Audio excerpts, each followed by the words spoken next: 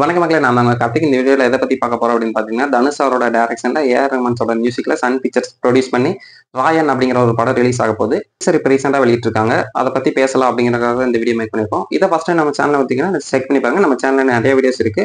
Shorts videos நிறைய ரீசெண்டா upload பண்ணியிருக்கோம். செக் பண்ணி பார்த்துட்டு பிடிச்சிருந்தா மறக்காம சப்ஸ்கிரைப் பண்ணிச்சுங்க. ஓகேவா? வாங்க இன்னைக்கு என்ன வீடியோ கண்டினியூ பண்ணுவோம்.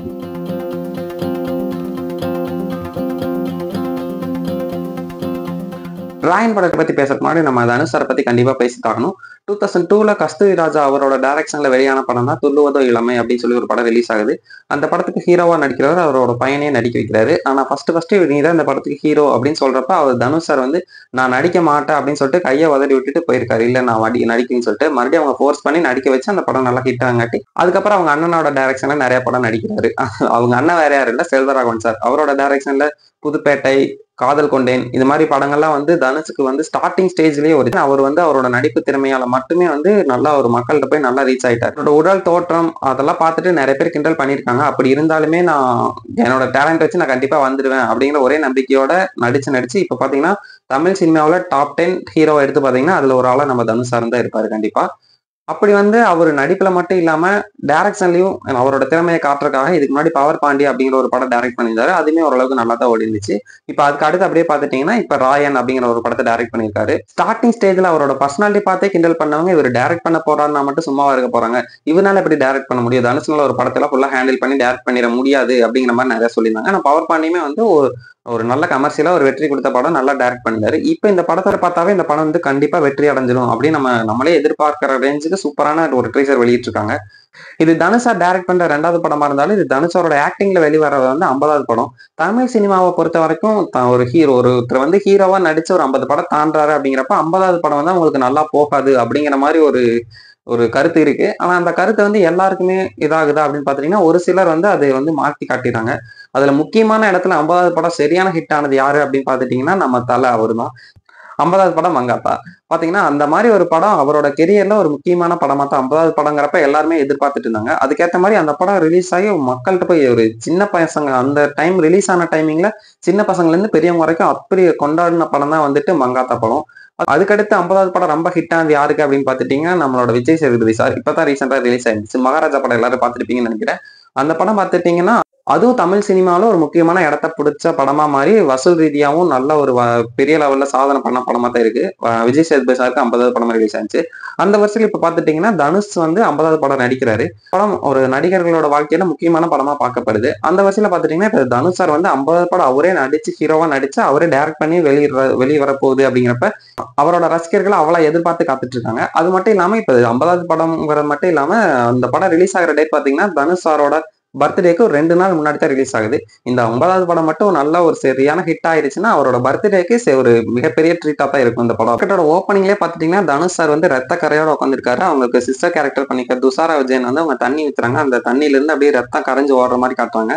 இதுல இருந்தே தெரியுது படம் ஃபுல்லா இப்படி ரத்தம் தெறிக்க தான் ஒரு வைலன்ஸான மூவி தான் எடுத்திருக்காங்க அப்படின்னு தெரியுது. அப்புறம் பாத்தீங்கன்னா ட்ரெய்லர்ல நிறைய இடத்துல டிஃப்ரெண்ட் கலர்ல யூஸ் பண்ணிருக்காங்க. மாதிரி லைட்டிங் யூஸ் பண்ணி டைரக்ட் பண்ற டேரக்டர்ஸ் வந்து நம்ம தமிழ் சினிமாவில் கொஞ்சம் கம்மியா தான் இருக்காங்க. அதுலயும் முக்கியமா நம்ம செல்வராகவன் சார் படத்துல மேக்ஸிமம் நிறைய படத்துல வந்து லைட்டிங் யூஸ் பண்ணி அந்த கதையை கன்வே பண்ண ட்ரை பண்ணிருப்பாரு. நம்ம புதுப்பேட்டை படத்துலயும் பார்த்திருப்போம். அது மாதிரி என்ஜிகே படத்துலயும் பாத்துட்டீங்கன்னா கலரிங்ல வந்து நிறைய இடத்துல லைட்டிங் யூஸ் பண்ணி அதுலயே வந்து ஸ்டோரி லைன் கூட நம்ம அப்படியே டிராவல் பண்றதுக்கு ஏற்ற மாதிரி லைட்டிங்லாம் வந்து அங்கங்க சேஞ்ச் பண்ணிப்பாங்க. அது சூப்பரா இருக்கும். அந்த மாதிரி இந்த ராயன் படத்துல வந்து இப்ப ட்ரெய்லர்ல யூஸ் பண்ணிருக்க எல்லா இதுலயுமே வந்து ஒரு டிஃப்ரெண்ட் கலர் லைட்டிங் யூஸ் பண்ணிருக்காங்க. அந்த கலர் லைட்டிங் எல்லாமே வந்து ஒரு ஸ்டோரியை கன்வே பண்ற மாதிரி இருக்கும். அதுல முக்கியமா நம்ம செல்வராகவன் சார் வந்து ஒரு மிடில் ஏஜ்ல இருக்க மாதிரியும் அவர் வந்து ஒரு சின்ன பையன்கிட்ட பேசுற மாதிரி ஒரு சீன் வருது இந்த ட்ரெய்லர் கட்ல. அதுல பாத்தீங்கன்னா black and white colour use பண்ணிருக்காங்க. மேக்ஸிமம் பிளாக் அண்ட் ஒயிட் கலர்னாவே வந்து நம்ம பிளாஷ்பேக் தான் அதிகமா யூஸ் பண்ணி பார்த்திருப்போம். அந்த சீன் வந்து பிளாஷ்பேக்கா இருக்கும் அப்படின்னு சொல்லி நான் எதிர்பார்க்கிறேன். என்னன்னா அவர் வந்து சொல்லிட்டு இருப்பாரு ஒரு காடுன்னு இருந்தா வந்து எந்த விலங்கு வலிமையானது அப்படின்னு கேட்கிறப்ப அந்த சின்ன பையன் கேரக்டர் சொல்லும் சிங்கமா இருக்கும், சிங்கம் அப்படின்னு சொல்லுவோம். அதுக்கு வந்து இவர் சொல்லுவாரு சிங்கம் வந்து தனியா இருக்கிறப்ப வந்து பலம் வாய்ந்தது, ஆனா அதை விட பலசாலி வந்து ஓனாயா இருக்கும், ஓனாய் தனியா இருந்தா சிங்கம் வேட்டையாடிடும், இதுவே வந்து ஓனாய் கூட்டமா இருந்துச்சுன்னா அந்த சிங்கத்தையே சரிச்சிடும் அப்படின்னு சொல்லுவாங்க. அப்படி அந்த ஓனாய் அந்த இதை பத்தி பேசிட்டு இருக்கப்ப நம்மளுக்கு வந்து வில்லன் கேரக்டரை வந்து இன்ட்ரடியூஸ் பண்ற மாதிரி நம்ம எஸ்.ஜே. சூர்யா சார் சித்தப்பா கேரக்டர் பண்ணியிருப்பார்ல பருத்திகரன் படத்துல அந்த சரவணன் சார் அவர்லாம் காட்டுறாங்க. இந்த ட்ரெய்லர் பாக்குறப்ப ஆர்டிஸ்ட் செலக்ஷன்ல தனுஷ் சார் வந்து எவ்வளவு கான்சென்ட்ரேஷன் பண்ணிருக்காரு அப்படிங்கிறது தெரியுது. இந்த படத்துல பாத்தீங்கன்னா நிறைய பேர் வந்து ஆக்டிங்லயே வந்து பெஸ்டா இருக்கவங்க வந்து நிறைய பேர் யூஸ் பண்ணிருக்காரோ அப்படின்னு சொல்லி எனக்கு தோணுச்சு. இப்ப அந்த லிஸ்ட்ல பாத்தீங்கன்னா நம்ம எஸ்.ஜே. சூர்யா சார் இருக்காரு. அவர் வந்து நடிப்பு அரக்கன், நம்மளோட டைரக்டர் வந்து நடிப்பு அசுரன். இவங்களோட 2 பேரோட காம்போல இந்த படம் வெளிய வரப்போது. அது எப்படி இருக்குன்னு சொல்லி நம்ம வெயிட் பண்ணி தான் பார்க்கணும். அது ஒரு படத்துக்கு வந்து ஹீரோ எந்த அளவுக்கு இம்பார்ட்டன்ட்டோ, அந்த அளவுக்கு இம்பார்ட்டன்ட் யாருன்னு பாத்துட்டீங்கன்னா, வில்லனுமே அந்த அளவுக்கு இம்பார்ட்டன்ட். இந்த படத்துல வில்லனா காட்டுறது வந்து எஸ்.ஜே. சூர்யா சார் தான் வந்து வில்லனா பண்ணியிருக்காருன்னு நெனைக்கிறேன். அது படம் பார்த்தா தான் தெரியும். இருந்தாலும் இவரு நடிச்சிருக்காரு அப்படிங்கிறப்ப, ஒரு ஹீரோ கேரக்டருக்கு எவ்வளவு இம்பார்ட்டன்ட் குடுத்திருக்காரோ, அந்த மாரி வில்லன் கேரக்டருக்குமே இம்பார்ட்டன்ட் குடுத்து, அந்த லைட்டிங் செட்டப்பு அந்த மாதிரிலாம் பார்க்கிறப்ப, வித்தியாசமான மேக்கிங்ல தான் இந்த படம் ரிலீஸ் ஆக போகுது அப்படிங்கிறது வந்து ட்ரெய்லர் கட்ல பார்த்தாவே தெரியுது. இந்த ட்ரெய்லர பார்த்துட்டு ஒண்ணு ஞாபகம் வருது. இப்ப பாசா படத்த பத்தி அவரு போய் நான் சொல்லுவார்ல, எனக்கு என் பேரு மாணிக்கம், எனக்கு இன்னொரு பேர் இருக்கு அப்படின்னு சொல்லிட்டு அந்த வந்து பிளாஷ்பேக் சொல்றதுக்காக அந்த ஒரு இது இருக்கும். அந்த சீன்ல சூப்பரா இருக்கும். அதே மாரி பார்த்துட்டீங்கன்னா, இந்த ராயன் படத்திலயுமே வந்து போலீஸ் வந்து இவங்க கிட்ட கேட்கறாங்க. அவங்க எப்படி உடனே கேஸ வாபஸ் வாங்கிட்டாங்க அப்படின்னு கேட்டோனே, இவரு நம்ம தனுஷ் சார் வந்து ரொம்ப அந்த பாசா படத்துல வந்து ரஜினி சார் வந்து மாசா சொல்லியிருப்பாரு. இவர் வந்து இந்த இந்த இதுல வந்து ரொம்ப ஒரு அப்பாவி மாரி ஒண்ணு சொல்றாரு. அது சூப்பரா இருக்கும். அந்த ட்ரெய்லர் என்ன பார்க்காம இருந்தீங்கன்னா, மறக்காம ட்ரெய்லர் போய் பாருங்க. பார்த்திருந்தீங்கன்னா, அது உங்களுக்கு கனெக்ட் ஆச்சா அப்படின்னு சொல்லிட்டு கமெண்ட்ல சொல்லுங்க.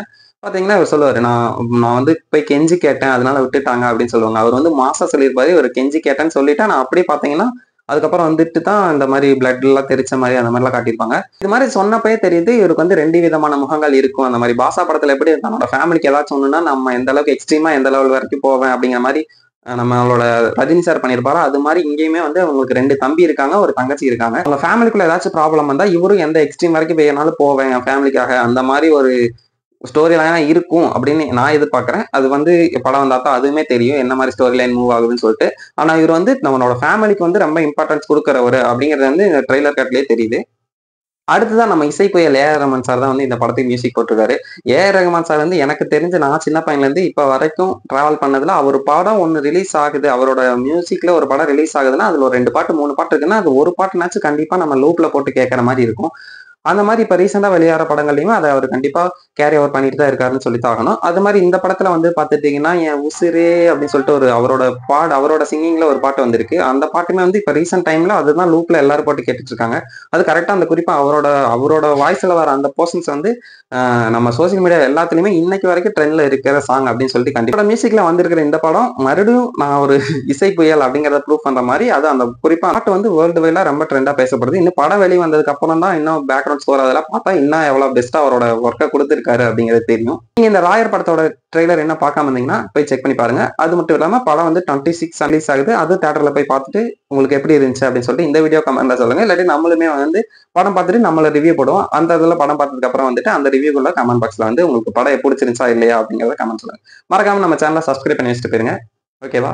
பாய்.